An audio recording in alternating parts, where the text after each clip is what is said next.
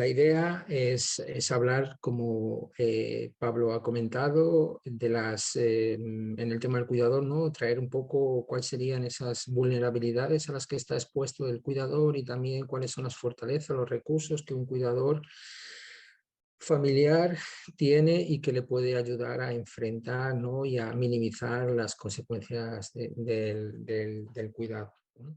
Bien, entonces lo primero que tenemos que hacer es un poco definir conceptos. El primero de ellos, lo que consideramos un cuidador, ¿no? Hablamos como cuidador toda aquella persona que va a atender unas necesidades, ya sean físicas, psicológicas, sociales, de otra persona que no pueden cubrir por sí mismos. Por tanto, estos cuidadores se pueden diferenciar en dos tipos: los familiares y los profesionales. Entonces, entendemos como cuidador familiar aquella persona que no va a recibir, no va a ser remunerado por cubrir estas necesidades de la persona que cuida, y se va a caracterizar porque va a tener un alto compromiso hacia la tarea del cuidado, y fundamentalmente va a estar caracterizada por afecto y una atención sin límites de horarios.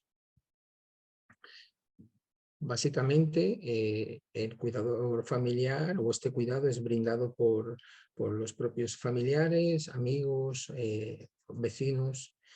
Y este tipo de conjunto de cuidadores familiares o de cuidado informal lo podemos diferenciar en función del grado de responsabilidad en el cuidado. Entonces, podemos hablarlo los cuidadores principales o primarios, que son los que van a asumir más explícitamente ese cuidado y durante más horas al día, y los cuidadores secundarios, que son aquellos que o cuidan menos tiempo, menos horas, o le dedican menos tiempo a ese cuidado, o también entrarían ahí esos cuidadores donde no tienen un vínculo familiar, ¿no? con la persona que atienden. De ahí que en muchos contextos, en lugar de hablar de cuidador familiar, se habla de ese cuidador informal, para englobar, ¿no? Tanto a los cuidadores principales, que generalmente suelen ser familiares de primer vínculo, de los cuidadores secundarios, que son más aquellas otras personas que cuidan por algún tipo de vínculo de amistad o de propiedad vecinal. Bien. Por otro lado, digamos que el cuidador profesional es toda aquella persona que ejerce un cuidado directo sobre el adulto mayor con demencia, y que lo puede hacer en diversos ámbitos, pero que se caracterizan porque son personas que sí que están cualificadas para otorgar esa atención, ¿no? Y esa asistencia al adulto mayor con demencia. Y normalmente estas personas están capacitadas a través de cursos de formación, y lo que verdaderamente las definen es que van a recibir una remuneración por su cuidado, que las diferencia del cuidador familiar o informal, en el cual no va a recibir ningún tipo de remuneración, sino que están guiados por ese compromiso explícito de atender a las necesidades del familiar. Bien, entonces nosotros pues hoy nos vamos a centrar más en los cuidadores informales o familiares. Para comenzar a ver, digamos, a las peculiaridades y singularidades a las que se enfrenta un cuidador familiar, tenemos que explicitar cuáles serían esas singularidades de la demencia, ¿no? Por un lado, la demencia como enfermedad va a producir unos cambios en el enfermo, pero también va a imponer, es la enfermedad, que es la demencia, va a imponer unos cambios en el cuidador. En el primer caso, en los cambios que produce el enfermo ya son bien conocidos, como sería toda la pérdida de las capacidades cognitivas, como la pérdida de la memoria, de la orientación, de la capacidad de comunicar y capacidades físicas, motrices fundamentalmente, que van a limitar la autonomía de la persona que sufre la enfermedad y que es lo que va a generar discapacidad y dependencia. Cuando hablamos de cambios que impone la enfermedad al cuidador, son de diferentes índoles, pero que podríamos resumir, ¿no? Son muchos y algunos de ellos que puede ser de relevancia serían los siguientes. Por ejemplo, un aspecto, un cambio que impone la enfermedad en el cuidador, o sea, cuando la enfermedad, ¿no? La demencia aparece en la familia y una persona tiene que responsabilizarse de ese cuidado, en muchos casos el cuidador va a tener que asumir nuevos roles. Por ejemplo, si la persona que enferma es el varón, que era el que típicamente, ¿no? Llevaba la economía, ¿no? de una casa, pues de repente va a tener que ser el cuidador, en este caso la esposa, quien va a tener que asumir todas las tareas de economía de la casa y de la administración económica. Si es al revés, en caso de que quien la llevaba era la esposa y enferma con la demencia, pues va a ser el esposo que de repente va a tener que adquirir todas esas habilidades de llevar una economía. Otros nuevos roles, como puede ser, por ejemplo, la cocinar. Entonces el cuidador, si nunca cocinó, va a tener que volver a cocinar, o en muchos casos, por ejemplo, la esposa que asume el cuidado por la enfermedad del esposo, por ejemplo, va a tener que encargarse, por ejemplo, de dirigir. Era una función que no era muy habitual de hacer y de repente, de un día para otro, va a tener que asumir ese cuidado. Cuando el enfermo ya no va a poder dirigir, pues desorientación y esa pérdida de habilidades, ¿no? para el manejo, ¿no? de la conducción, pues la esposa va a tener que asumir ese rol, ¿no? Y enfrentarse a ese estrés de tener que recordar y volver a practicar una habilidad que llevaba muchos años sin practicar. Entonces, además de tener que asumir nuevos roles, en muchos casos cuando los cuidadores son los hijos, o bueno, también se da en el caso de esposos o esposas, si todavía están en cuidadores que todavía están en edad de trabajar, no se han jubilado, pues van a tener que hacer unas adaptaciones a la actividad laboral, van a tener que compaginar las tareas del cuidado con sus actividades laborales. Eso, pues en función del tipo de trabajo que tenga el cuidador, va a ser más fácil o más difíciles. Por ejemplo, en caso de que, por ejemplo, el cuidador sea un funcionario, pues es mucho más fácil hacer estas adaptaciones en la, en la, en la actividad laboral, porque existen ya mecanismos, ¿no?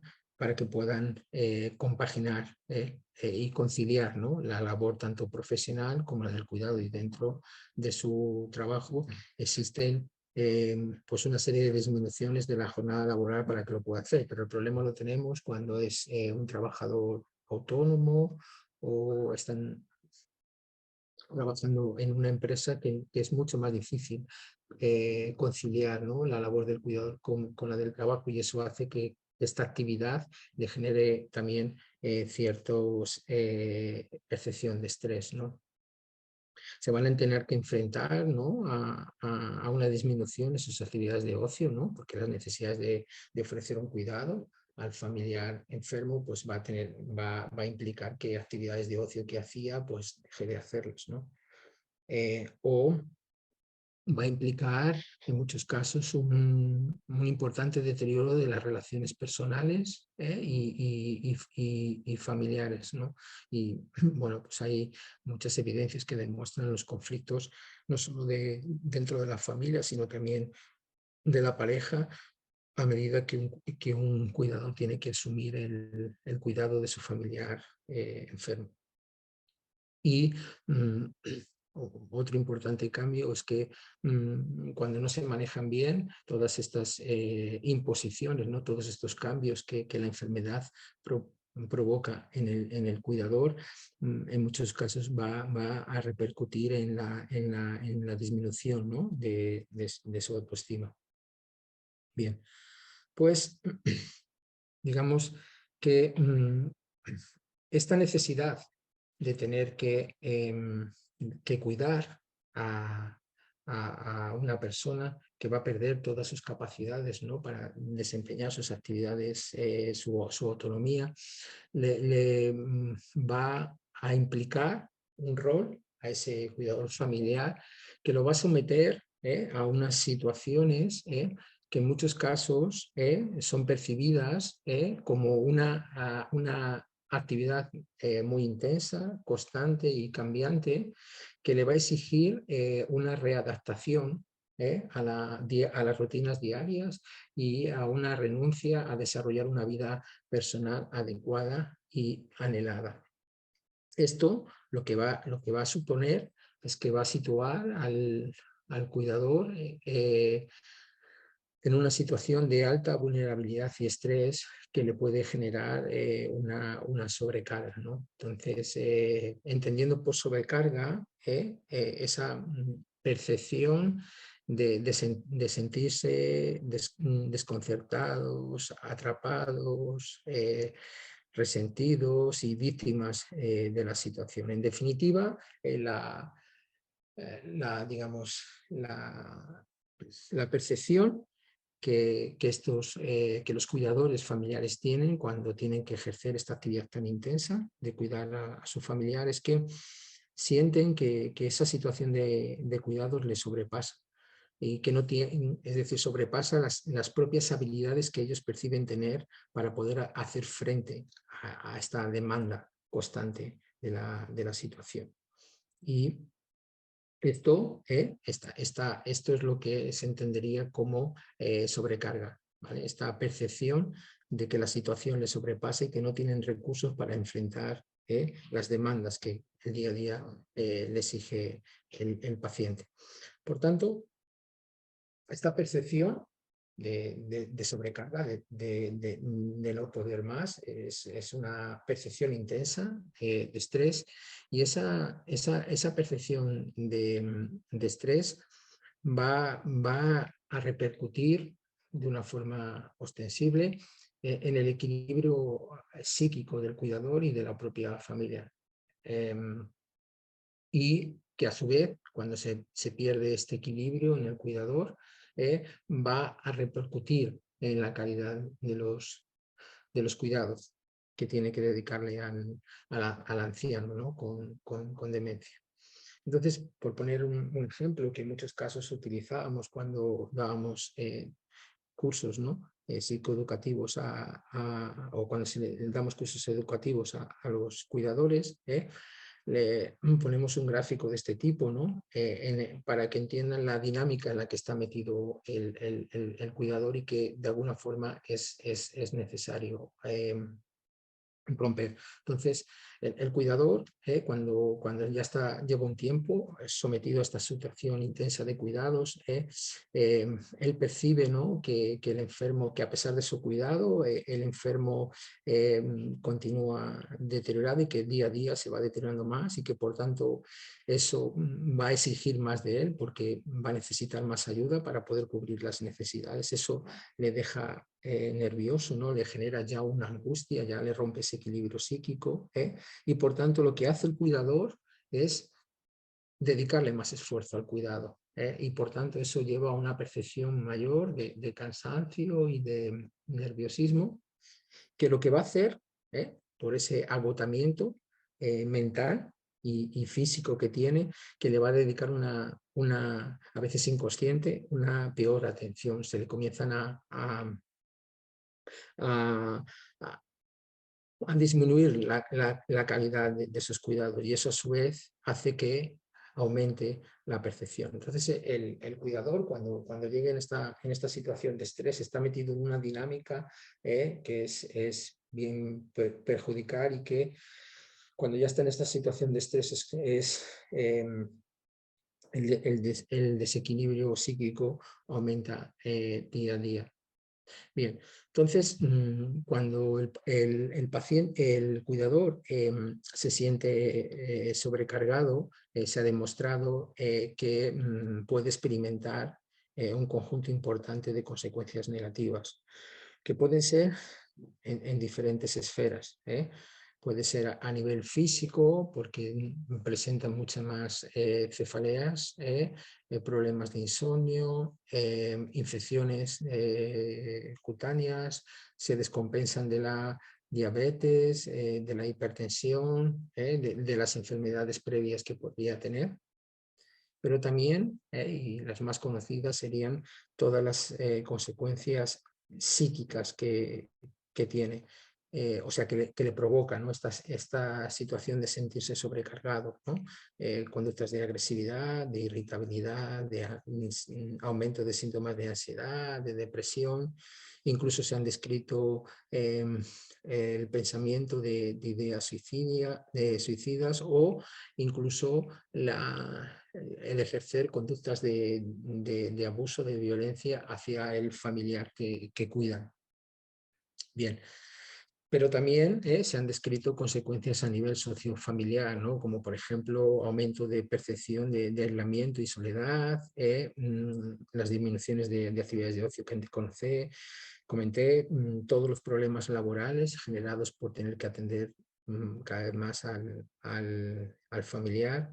Eso genera que haya más niveles de ausentismo. Eso implica también, se han descrito bajas en el rendimiento laboral, que ha llevado incluso a la pérdida del puesto laboral o una mayor incidencia de siniestralidad, fuera lo que los problemas que comenté antes, como conflictos conyugales, incluso a la ruptura, ¿no? de la pareja o a la desestructuración de la familia, ¿no? Por los conflictos que puede generar las diferentes percepciones de cómo debe ser el atendimiento, ¿no? al familiar con demencia. Bien, por poner algunos ejemplos de estudios clásicos que demostraron estas consecuencias asociadas a la percepción de sobrecarga, de sentirse sobrepasados por la situación de cuidado y de percibir que no tiene recursos suficientes para enfrentar sentirse vulnerado, ¿no? por la situación de cuidado, ¿no? Aquí les traigo el resultado, ¿no? de un trabajo en el cual se puede ver cómo hay una relación entre aumento de la percepción de sobrecarga y aumento de la sintomatología depresiva en los cuidadores. Podéis ver cómo en la columna más a la derecha estarían los cuidadores con más percepción de sobrecarga, que son los que presentarían un mayor nivel de depresión. Cuanto más, digamos, los niveles más altos, la escala va de 0 a 3, entonces teniendo más puntuación más alta indicaría mayor percepción de depresión, y como podéis ver ese grupo fue el que más puntuó, casi en el límite máximo, mientras que aquellos que no ejercían una tarea de cuidado tenían niveles bajos, incluso como podéis ver, cómo esa sintomatología depresiva va disminuyendo a medida que disminuye la percepción de sobrecarga. Bien, también aunando antes comenté, ¿no? que dentro de las digamos, consecuencias psicológicas habían descrito trabajos en los cuales demostraban que aquellos cuidadores que se sentían sobrecargados, pues podrían ejercer mayor conductas de maltrato o de abuso de la persona que cuidan con personas de Alzheimer. Aquí os traigo un trabajo nuestro que desarrollamos en diferentes instituciones, fueron recogidos cuidadores de diferentes comunidades autónomas y en ellos vimos que, que cuanto que había una serie de variables que predecían y que eran coincidentes, estaban en la línea con lo que demostraban otros estudios, como digamos que dedicarle mayor número de horas al cuidado y de tener una peor relación del cuidador, ¿no? con la persona que cuida, ¿vale? Aumentaban y la percepción de sobrecarga correlacionaban o predecían el mayor uso de conductas de abuso hacia, y de maltrato hacia la persona que cuidan. Por tanto, cuando tenemos una percepción de sobrecarga, pues podemos ejercer conductas de maltrato hacia la persona que cuida. Podemos entender como una conducta de maltrato no cuidar o cubrir las necesidades básicas que necesitaría la persona que cuidamos para que tenga un adecuado bienestar y una adecuada calidad de vida, ¿no? Y aquí claramente, ¿no? en esta figura que marco aquí en este círculo, ve claramente cómo lo que comenté antes, ¿no? Las relaciones previas que tenía el cuidador, las horas de cuidado, el tener que atender y lidiar con todos los trastornos de alteraciones psicológicas y del comportamiento y el nivel de sobrecarga predecían estas conductas de abuso, ¿vale? Y sabemos hoy que cuanto peor es la relación del familiar con la persona que cuida, cuantas más horas le dedica al cuidado y cuanto más intensos son los trastornos de conducta, son los que generan más sobrecarga. Y tener esta sobrecarga era lo que predecía la aparición de estas conductas, ¿vale? Hablando un poco más en estas implicaciones sobre el cuidado, se ha visto como el hecho de ser cuidador y cuidar a personas que están en una fase más de moderada avanzada de la demencia, se van a duplicar los riesgos de una pérdida de la salud. Cuanto mayor es la carga de cuidado que tenemos que dar, que se dan en estas fases moderadas y avanzadas, aumenta drásticamente la percepción de pérdida de salud.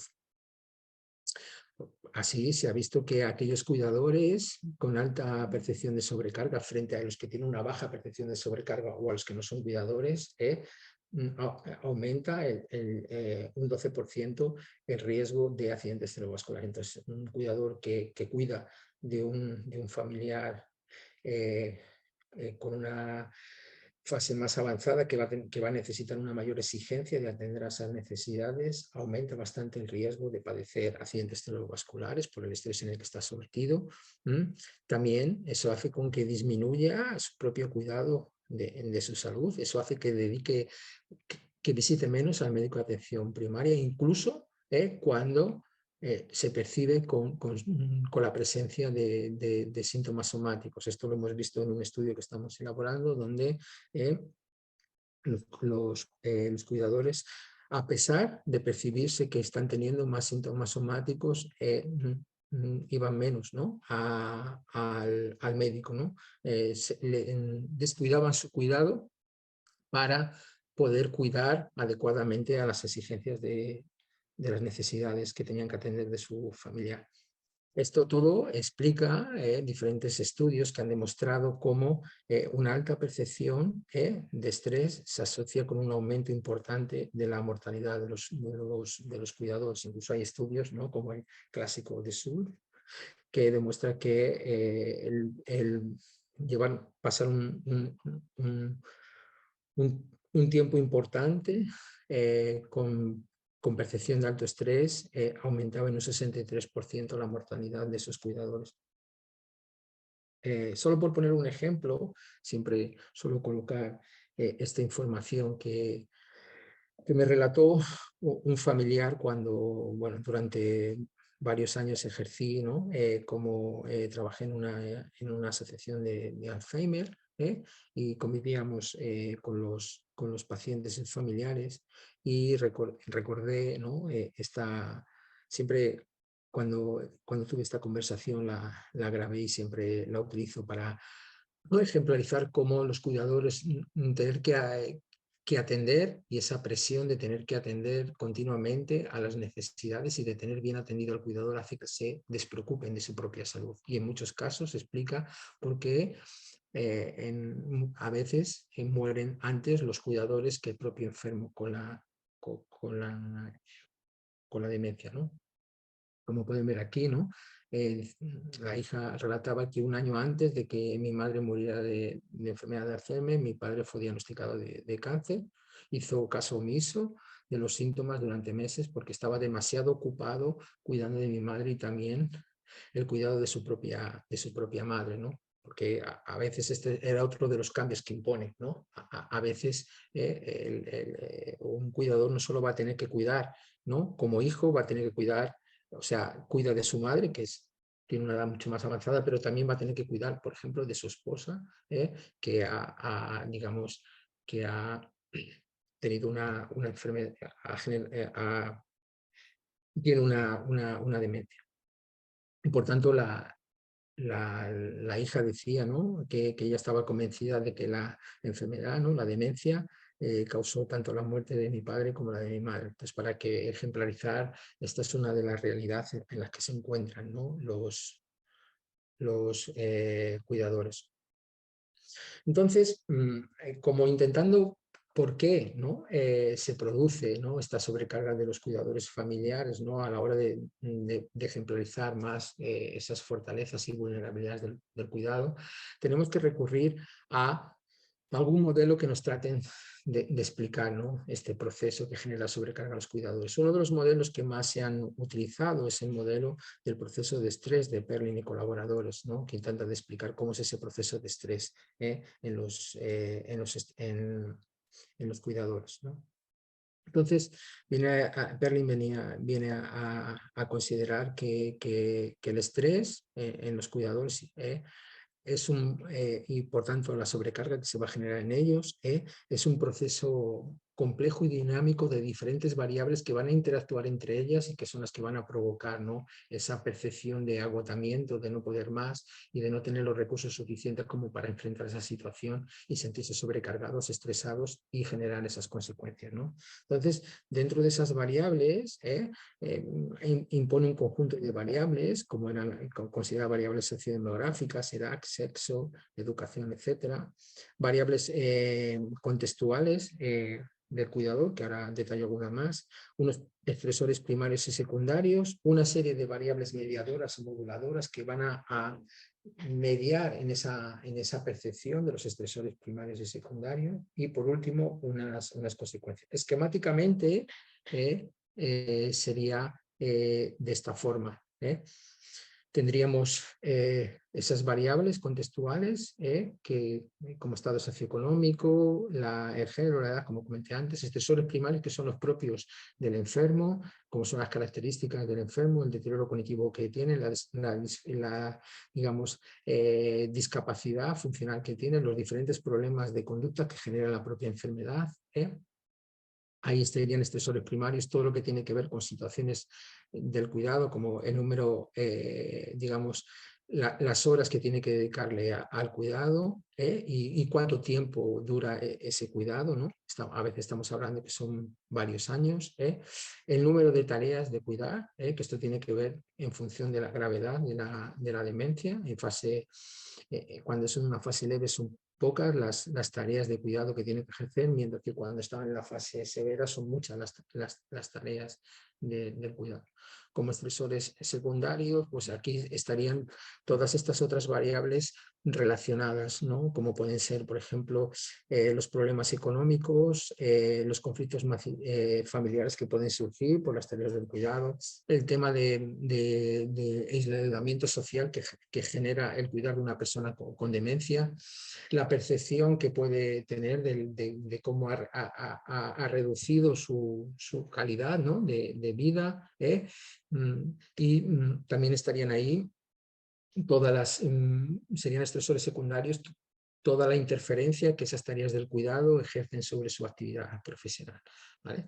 Entonces, esos estresores primarios y secundarios son los que van a a llevar al cuidador a percibirse, cuando eso se mantiene en el tiempo, de que no tiene los recursos suficientes como para enfrentarlo. Es decir, con esos estresores primeros y secundarios los va evaluando día a día, mes a mes, año a año, y en muchos casos llega a hacer una evaluación negativa, que eso es lo que le hace sentirse estresados, sobrecargados, que es lo que les llevará a tener una serie de consecuencias que hemos dicho, físicas, psicológicas, psicosociales. Pues bien,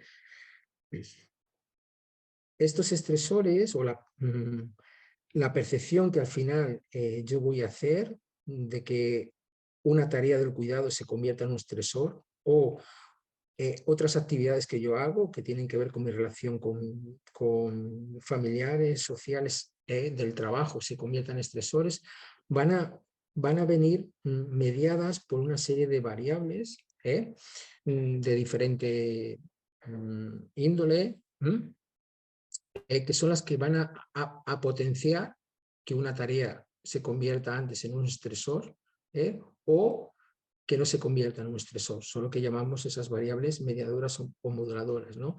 Ahí tienen que ver con recursos personales como la autoeficacia, la percepción de control y de competencia que tenemos sobre las tareas de cuidado que tenemos, todos nuestros recursos de afrontamiento, todos nuestros recursos de apoyo social, nuestra propia salud física. Si nos percibimos con mejor salud física, vamos a tolerar mucho mejor los diferentes estresores primarios y secundarios que si tenemos una mala salud, etc.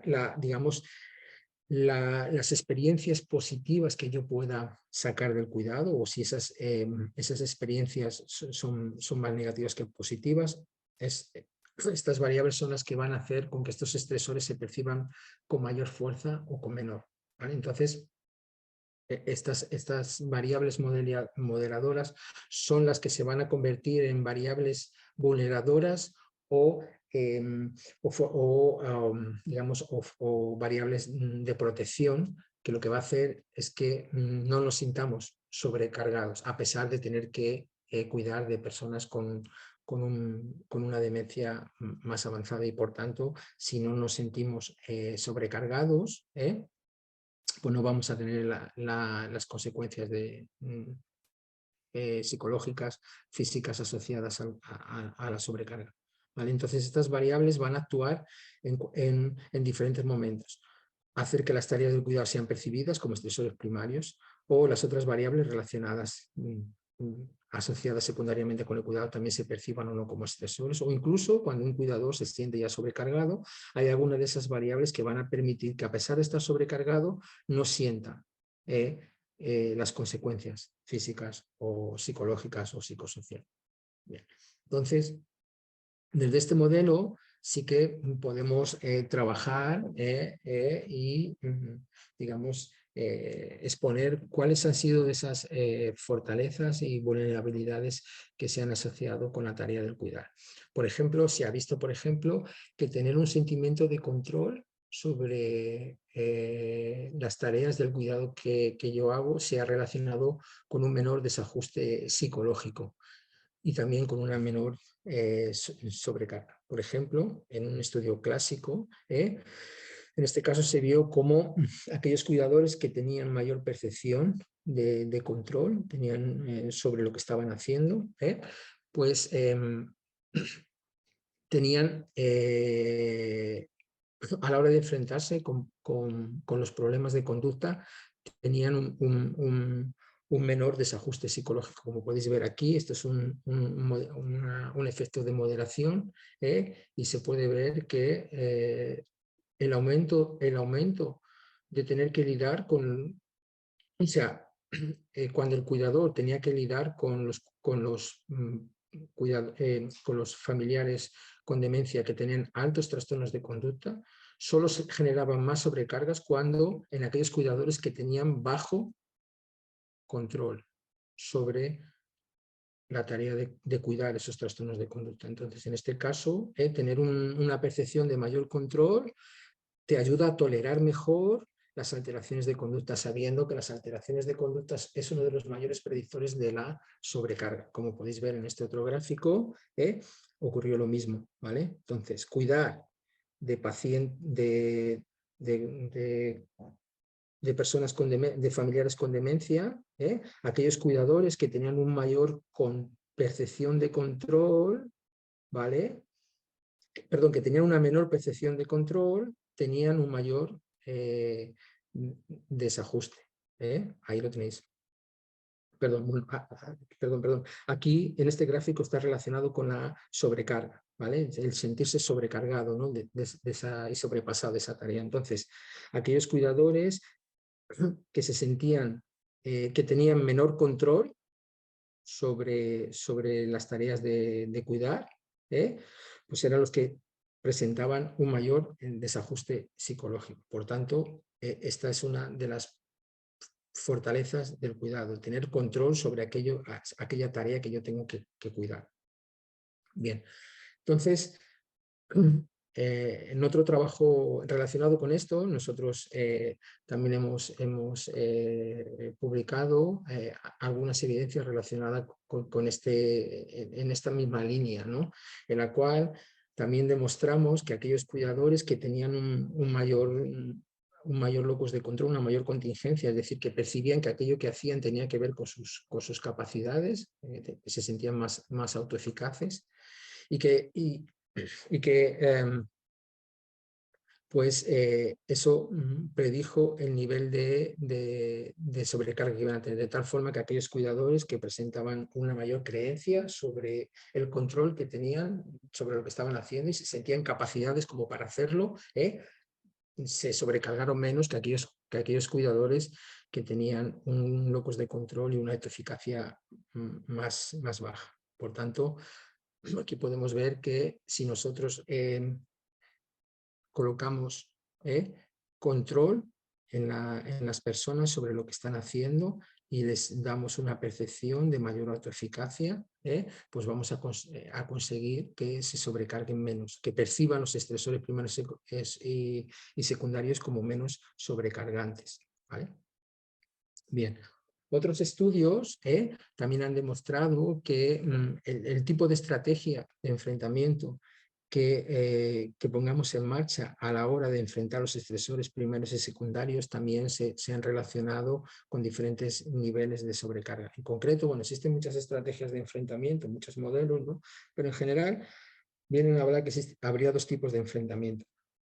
Aquel enfrentamiento emocional que lo que trata es de reducir la angustia emocional que está asociada con el tema del cuidado, y aquel otro enfrentamiento activo que lo que trata es de resolver los problemas que en el día a día están generando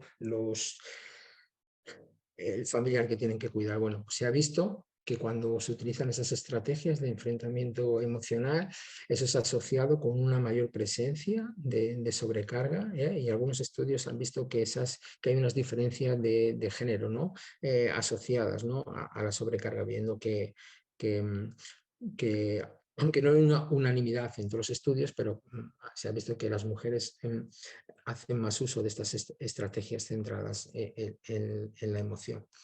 En cambio, cuando se hace unas estrategias de enfrentamiento activo centrado en resolución de los problemas que le van generando cada día esas tareas del cuidado, pues generan menores niveles de sobrecarga. Por tanto, otra de las variables de protección que podemos trabajar con los cuidadores es llevar a cabo, ¿no? algún tipo de programa en el cual enseñemos a los cuidadores a trabajar más con estrategias activas y menos con estrategias, ¿no? de enfrentamiento emocional. Hay cuidadores que cuando se tienen que enfrentar al cuidado del enfermo suelen utilizar estrategias como distanciamiento emocional, ¿no? Y eso se ha visto que genera mayor sobrecarga. Entonces, en esos casos hay que trabajar con ellos el general, ¿no? que para cada problema busque una solución en lugar de distanciarse, ¿no? Bien.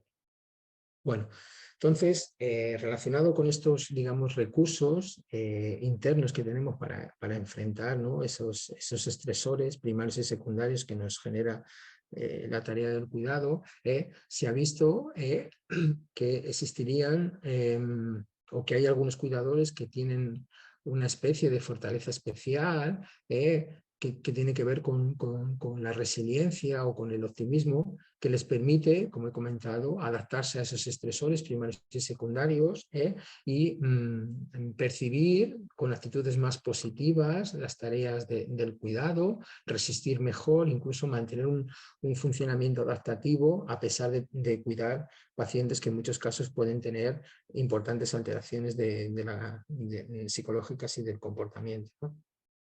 Y, por ejemplo, en concreto nosotros hemos trabajado el tema de la resiliencia y del optimismo y hemos visto que se han relacionado con una menor sobrecarga, una mejor percepción de calidad de vida, se ha relacionado con una mejor percepción de salud física. Aquellas personas que se sienten más resilientes o más optimistas son capaces de mantener más tiempo el familiar con demencia en un entorno familiar y no hacer uso de centros de día.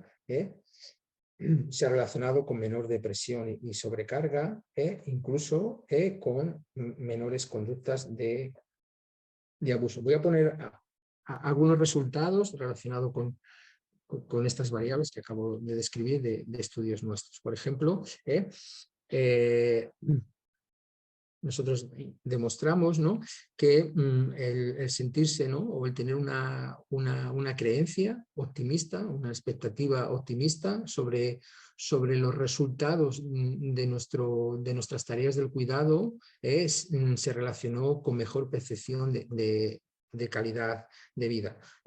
Aquí nosotros estudiamos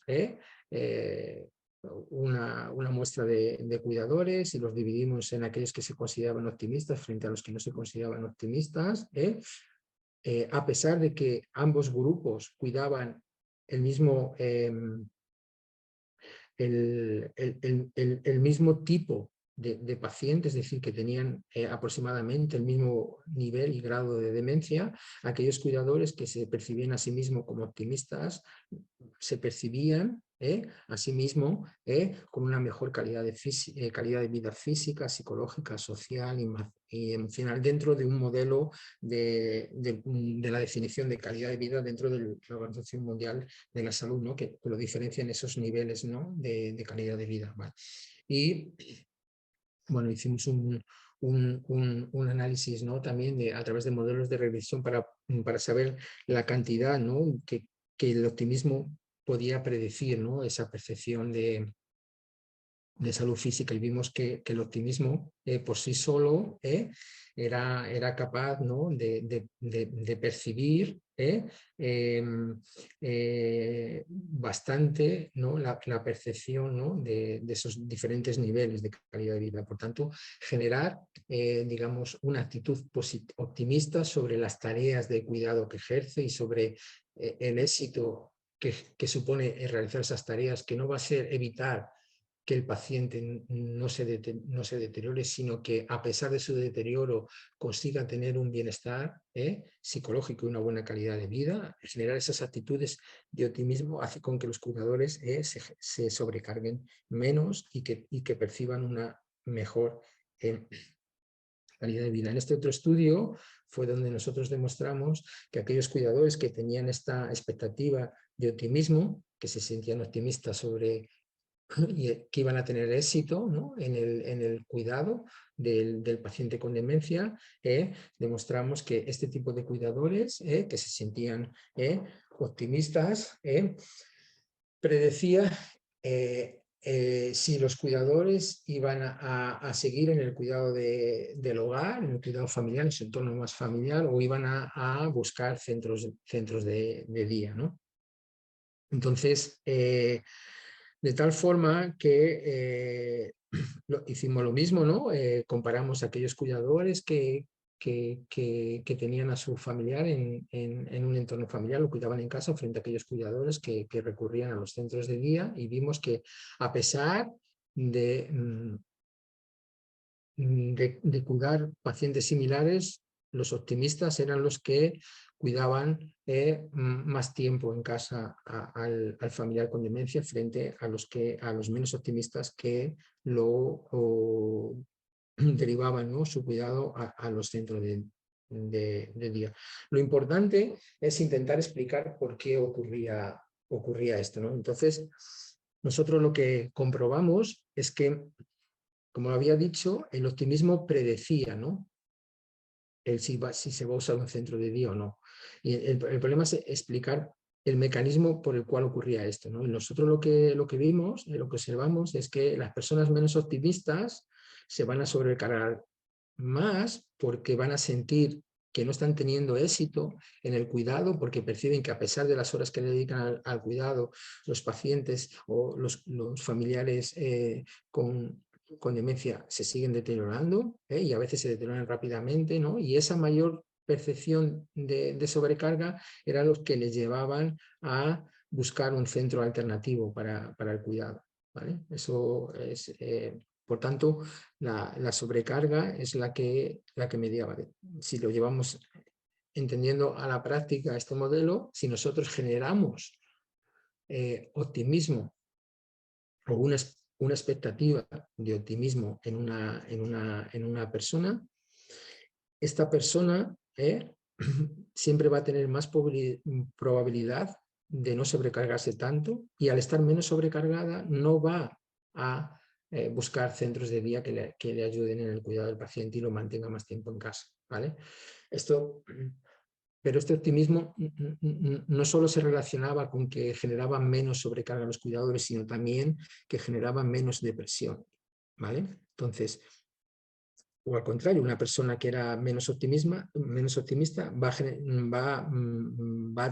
a sentirse con mayor sintomatología depresiva, y esa mayor sintomatología depresiva les llevaba a buscar más centros de día, ¿vale? O al contrario, si yo me siento muy optimista, ¿vale?, es decir, que creo que que lo que hago está relacionado con mis capacidades para cuidar y que voy a tener éxito, porque lo voy a cuidar bien al paciente y voy a conseguir que, a pesar de los diferentes deterioro que va exhibiendo, va a continuar teniendo una buena calidad de vida. Eso hace que me sienta con menos sintomatología depresiva, porque estoy teniendo éxito en mi cuidado, y por tanto eso lo que va a hacer es que no busque tanto un centro de día para que me apoye y mantenga el paciente en su entorno familiar, ¿no? Y hay estudios que demuestran que los pacientes que están cuidados en su entorno familiar se ha relacionado con una mejor percepción, ¿no?, de calidad de vida, tanto de la persona que tiene la demencia como de los propios cuidadores. De ahí que sea importante, ¿no?, trabajar sobre esta fortaleza, ¿no? Y esto, relacionado con este concepto del optimismo, ¿no?, otros trabajos han demostrado cómo las personas que eran más optimistas, a pesar de cuidar, que lo estoy aquí marcando, ¿no?, las personas más optimistas, que son estas que tienen aquí, que está marcada con un rombo, estas personas, a pesar de cuidar, de tener mucho estrés, porque estaban cuidando personas con altos trastornos de comportamiento, expresaban menos depresión. En cuanto a las personas que tenían un bajo optimismo, que serían estas de aquí, esta línea discontinua, cuando tenían un bajo estrés, porque las personas que cuidaban tenían bajos trastornos de conducta, no exhibían depresión, pero sin embargo estas personas menos optimistas, cuando los pacientes tenían altos trastornos de conducta, se sentían muy estresados, y eso les llevaba a una mayor depresión. Esto tiene que ver porque no sienten que lo están haciendo bien, no sienten que están teniendo éxito en su tarea, entonces no se sienten optimistas, Entonces, estaría relacionado con nuestro trabajo. Como os comenté antes, que habíamos estudiado, ¿no?, las conductas, los comportamientos, ¿no?, de maltrato y de abuso hacia una persona con demencia, y antes os comenté que las personas que se sentían sobrecargadas ejercían más actitudes y comportamientos de abuso y de maltrato hacia la persona con demencia. Nosotros en este trabajo también estudiamos intentando descubrir, ¿no?, el por qué o si había variables que ayudaban a proteger contra estas conductas, ¿no? de maltrato, ¿no? Entonces, en este estudio, ¿no? también medimos el nivel de apoyo de los cuidadores y también el nivel de resiliencia de estos cuidadores, entendiendo la resiliencia como esa capacidad, ¿no? de saber enfrentarse a las situaciones estresantes, saberse manejar con cada conflicto y salir fortalecidos, ¿no? de esa situación de estrés. Bueno, por lo que vimos aquí, ¿vale? Es que antes había comentado que aquellos cuidadores que estaban más estresados emitían más conductas de estrés, pero lo que vimos es que tanto el apoyo, aquellos cuidadores que tenían más niveles de apoyo o que se sentían resilientes, ejercían menos conductas de abuso, en tal forma que podemos decir como que son dos factores protectores hacia las conductas de abuso. De tal forma que lo que vimos es que el sentirse resiliente por sí mismo era un predictor independiente, es decir, que al sentirse más resiliente yo voy a tolerar mucho mejor todos los estresores primarios y secundarios porque y voy a ejercer menos conductas de abuso. Por otro lado, el apoyo social, él va a ejercer un papel hacia menos conductas del abuso a través de la sobrecarga, de forma que aquellos cuidadores que tenían más apoyo social tenían una menor sobrecarga y al tener esa menor sobrecarga iban a ejercer menos conducta de abuso. Por tanto, tenemos aquí dos factores protectores que también podrían ayudarnos a minimizar o reducir las consecuencias psicológicas asociadas al cuidado, ¿no? Cuando los cuidadores se sienten sobrecargados, hacer que los pacientes que los cuidadores sean más resilientes o que busquen más apoyo social van a hacer con que se sientan menos sobrecargados y ejerzan menos maltrato durante el cuidado de un abuso, entendiendo como maltrato en el sentido de no atender a las necesidades que requiere la persona que cuida, ¿vale? Pues bueno, para refletir un poco sobre todo el papel que la resiliencia tiene en los cuidadores y de los beneficios que generar conductas resilientes en los cuidadores o una mentalidad resiliente, ¿no? Escribimos algunos trabajos relacionados con eso, ¿no? Quien esté más interesado puede procurar este trabajo y ahí refletimos un poco sobre el papel de la resiliencia, cuáles son los beneficios de generar mentalidad resiliente en los cuidadores y cómo eso también se puede trabajar con intervenciones que generen esta mentalidad resiliente. Bien, entonces lo que podemos plantear, ¿no? Una vez señalizada algunas las vulnerabilidades a las que se enfrentan los cuidadores y cómo también existen variables protectores, podemos plantear que el acto del cuidado que tiene que desarrollar un cuidador familiar es digamos, un acto de equilibrio, ¿no? Él va a tener que estar lidiando continuamente con estresores primarios y secundarios, ¿no? y otros estresores, ¿no? A lo largo de todo el tiempo que dura, ¿no? Entonces, eso se puede contrarrestar en la medida que seamos capaces de generar recursos, tanto internos como externos en el cuidador, ¿no? Así, por lo que algunos datos que he comentado y otros que hay en la literatura y que no da tiempo a revisar, o en algunos en los que nosotros estamos trabajando, como hemos dicho, entonces la demencia es una enfermedad física, esa enfermedad física va a generar unas alteraciones cerebrales que van a llevar a la pérdida cognitiva y funcional del cuidador y a unos trastornos psicológicos y del comportamiento, lidiar con la pérdida funcional porque va a tener que atender a unas necesidades básicas que el familiar con demencia no puede desarrollar, y tener que lidiar con los trastornos psicológicos va a generar esa sobrecarga en el cuidador. De tal forma que existe una serie de vulnerabilidades que van a incrementar esta sobrecarga. Esta sobrecarga se va a ver incrementada, por ejemplo, con el escaso conocimiento, ¿no? ¿Por qué? porque es la mejor forma de tener control sobre las tareas que yo estoy cuidando es darle conocimiento sobre cómo debe cuidar, ¿vale? Entonces, si yo doy conocimiento, si yo explico cuáles son cada uno de los problemas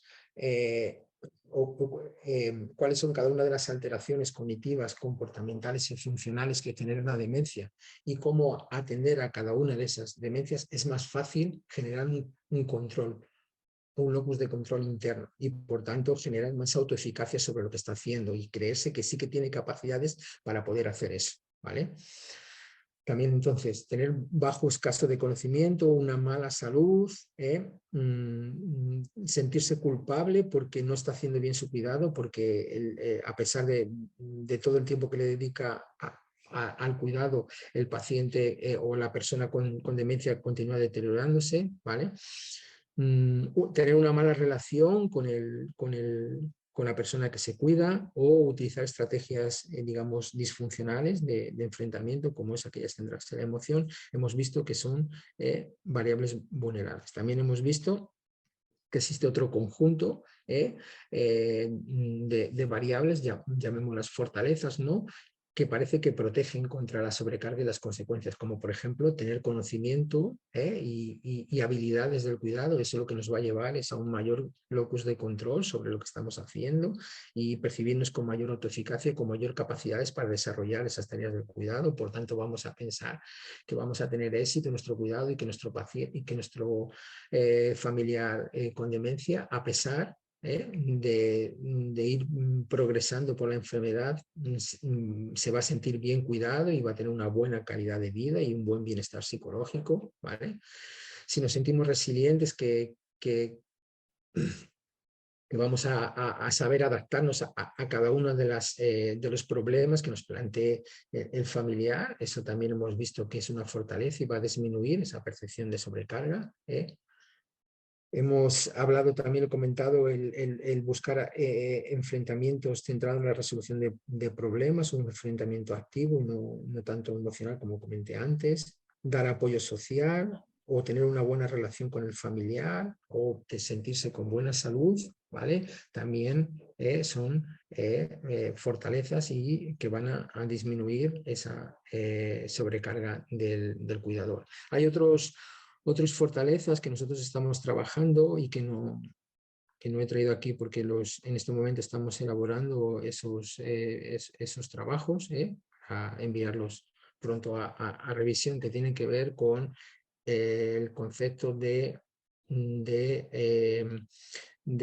autobondad, en el sentido de, digamos, la autobondad es un recurso que tenemos en el sentido de que hacemos una valoración cálida de nosotros mismos, es decir, no ser críticos con nuestros errores y elogiar nuestros éxitos, ¿no? Tenemos esa cualidad humana que aquellas personas que tienen una actitud más de autobondad va a ser mucho más complaciente consigo mismo, ¿no? Bueno, pues se está viendo que el tener esta actitud de autobondad consigo mismo, esta valoración positiva, sacar siempre algo positivo tanto del éxito como del fracaso, también hemos visto que eso se relaciona con menos sobrecarga y mejores salud física y mental. Bien, en definitiva, al igual que hay una serie de vulnerabilidades, también hay una serie de factores de protección. En definitiva, el existir unos factores de protección que compensan esas vulnerabilidades, a modo de conclusión, también eso nos llevaría a que podemos desarrollar diferentes intervenciones en el cuidador para generar estas potencialidades, ¿no? Estos factores protectores en el cuidador, como por ejemplo aumentar las habilidades asociadas al cuidado, en general enseñarles a manejar los síntomas psicológicos y conductuales asociados a la demencia, enseñarles a manejar el enfrentamiento centrado en la resolución de problemas, generar un sentido de control o autoeficacia sobre las tareas que están haciendo, trabajar la regulación emocional, que tendría que estar relacionado con el concepto de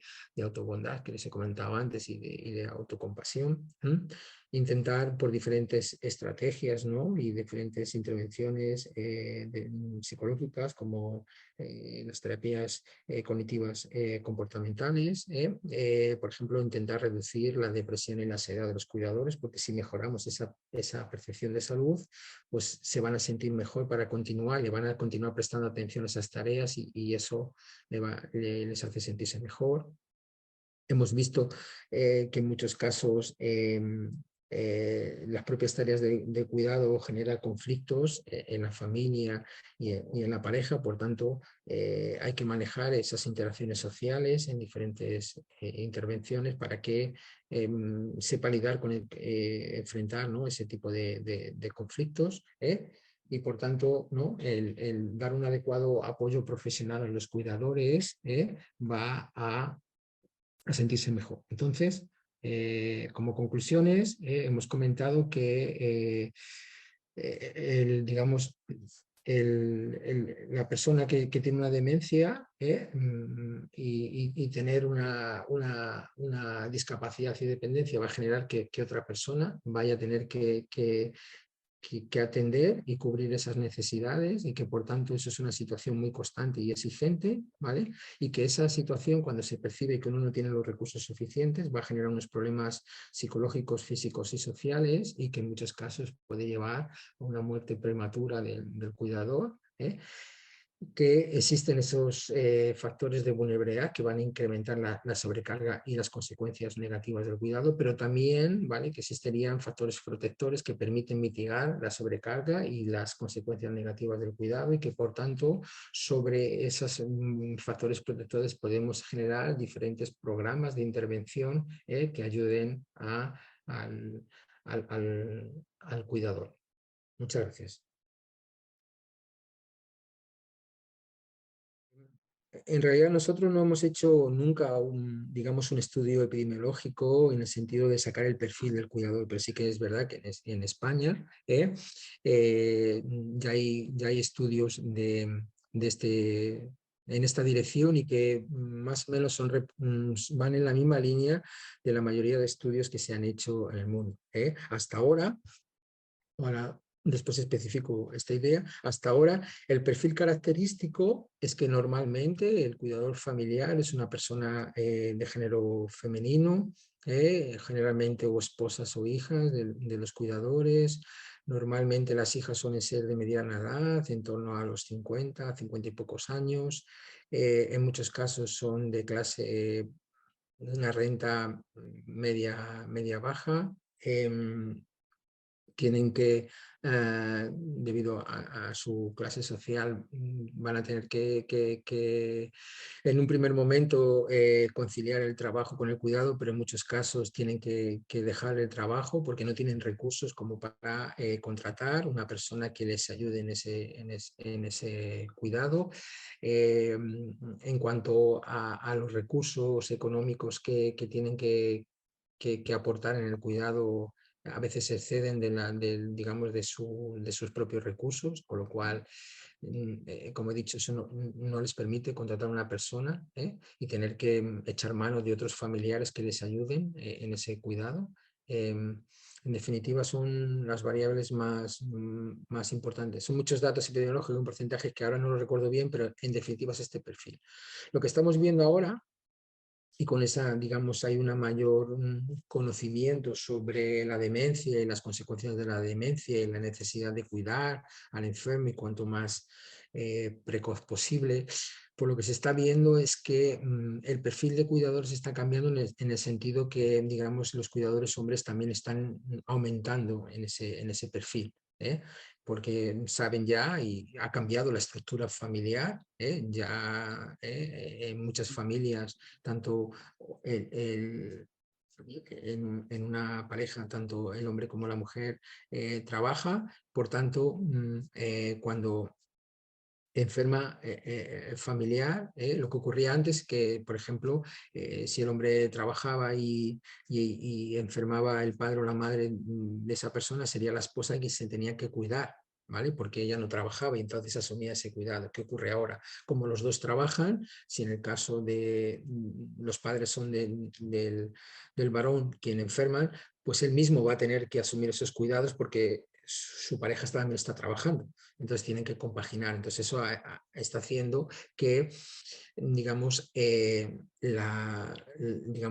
porcentaje de hombres cuidadores esté aumentando en ese perfil y por tanto, pues bueno, seguramente no, ya hay estudios que demuestran que ese perfil de hombre y mujer y cómo se toleran esas consecuencias del cuidado y esos roles que han cambiado, que dije, esos cambios que impone la enfermedad son percibidos de diferente forma si el cuidador es hombre o es mujer. ¿Vale? Lo que pasa es que hasta hace poco, como la mayoría de los estudios el porcentaje de mujeres era muy elevado, pues sabemos mucho sobre cómo es ese perfil y cómo afecta el cuidado a las mujeres, pero no tanto a los hombres, ¿no? Digamos que la sobrecarga es una percepción. Cuando una persona está sometida al estrés, cuando ve que esa situación ya no la puede enfrentar porque no tiene recursos, pues ahí ya se siente con un nivel mucho mayor, se siente puramente sobrecargado, un nivel máximo de estrés, sobrecarga, y eso es lo que le genera las consecuencias. Digamos que la sobrecarga no deja de ser una percepción sobre la situación estresante que está viviendo. O sea, sería Nosotros una... tenemos un nivel máximo de estrés, ¿vale? Ah, ok. Entonces, lo que pasa es que normalmente en temas del cuidador se prefiere hablar o se tiende a hablar más sobre sobrecarga. En cuanto trabajamos con el cuidador profesional, que sí que se habla de el mismo equivalente, que sería el síndrome de burnout, que sería una situación máxima de estrés, ¿vale? Ok, En el cual tiene que haber una determinada respuesta en este sentido, ¿no? Pero bueno, eso sí. no deja de ser modelos teóricos que se utiliza a la hora de hablar de estos conceptos. Un estrés es una percepción, tiene que haber una activación fisiológica que nos permite responder. El problema es que si esa activación se mantiene en el tiempo o se mantiene disfuncional porque se activa, se baja, se activa, se baja, se activa, se baja, todo eso, si no se maneja bien en el tiempo, es lo que te permite una percepción de estar sobrepasado por la situación.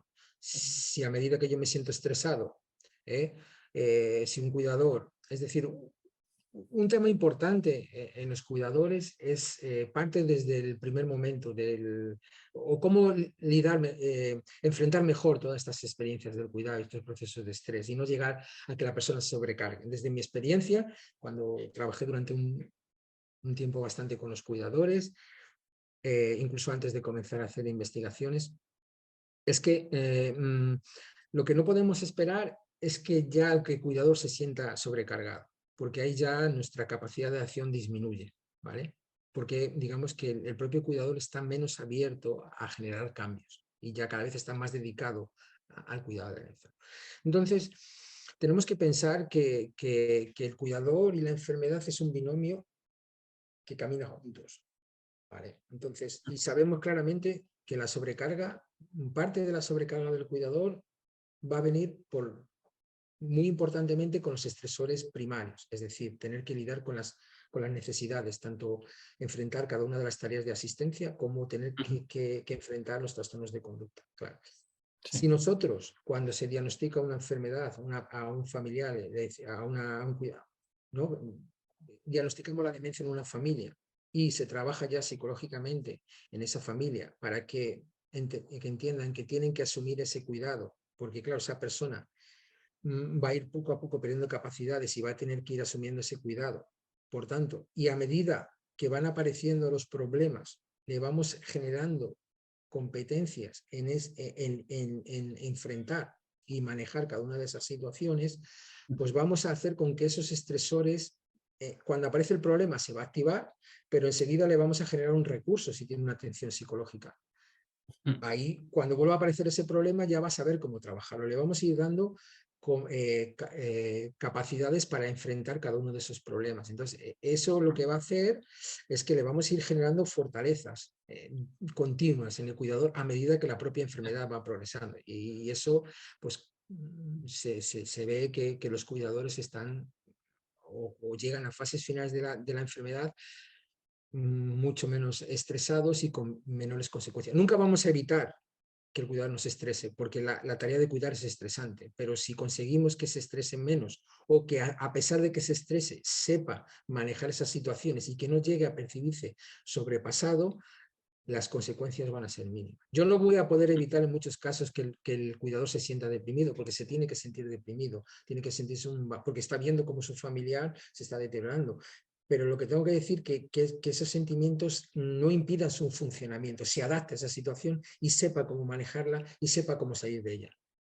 Si en un determinado momento no tiene que elegir la dualidad de elegir entre yo o el paciente o el familiar que cuida, sino que tiene que compaginar las dos, ¿vale? Que vivía la situación como que incluso ya viví situaciones de que, yo qué sé, era la boda de una hija, pero que no tenía nadie con quien cuidar y en algunos casos uno de los cuidadores no pudo ir a la boda porque tenía que cuidar, no tenía recursos como para contratar a un cuidador. Bueno, esas situaciones, si se plantean con tiempo, se pueden encontrar soluciones para manejarlo, para que ese cuidador pueda compaginar las dos tareas, cuidar de esa persona con demencia y poder asistir, ¿no? a esa boda. Estoy poniendo un ejemplo máximo que fue real en su momento, pero que eso, si se hace con tiempo, hace con que esa situación no se viva tan estresante. Sí. Es decir, la ley de dependencia es importante porque el hecho de que una persona, porque sienta dependencia, ya va a tener un apoyo que puede dedicarle al cuidado es importante. Ese tipo de recursos pueden, en un primer momento pueden dedicarse a que esa persona con demencia reciba diferentes programas de estimulación física, estimulación mental,